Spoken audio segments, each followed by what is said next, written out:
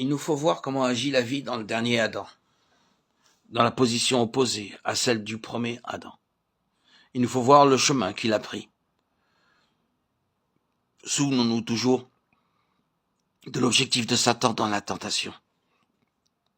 Ce fut le même objet en ce qui concerne le Fils de Dieu. Et c'est le même objet pour chacun d'entre nous. Il nous faut arriver à bien comprendre la chose que veut Satan. Je crains que beaucoup de nos explications et de nos expositions de la tentation du Seigneur Jésus ne soient pas allées assez loin. Elles ne sont pas allées jusqu'au point suprême, mais tandis qu'elles peuvent nous aider, elles manquent cependant du sens réel. Il nous faut reconnaître que l'objet qui gouvernait Satan dans la tentation du Seigneur Jésus, c'était la mort, et rien de moins que cela. Satan voulait à sa vie. Il voulait rendre impossible au Seigneur Jésus de devenir la vie des hommes. Il voulait, pour ainsi dire, arrêter le courant de la vie à sa source même. Les tentations ont toujours visé cette question de la vie. Satan voulait la mort. C'est pourquoi il est décrit dans la parole de Dieu comme celui qui avait l'empire de la mort. Hébreux 2,14. C'est quelque chose dont il se sert contre les fils de Dieu. Mais considérons la voie de Jésus-Christ. Sa voie le détourne toujours de lui-même et de toute indépendance vers le Père, vers Dieu. L'une des choses sublimes qu'il faut relever dans sa vie, c'est celle-ci.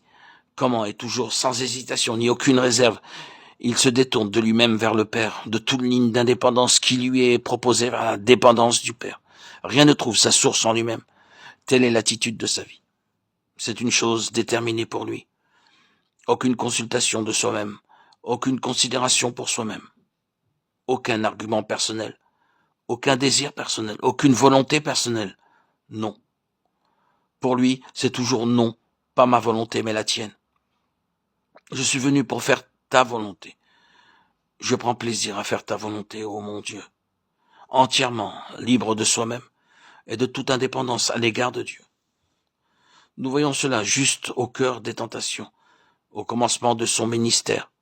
La tentation consistait à le pousser à agir de lui-même, par lui-même, indépendamment de Dieu, mais il en ramena chaque fois l'issue à ce seul et même point.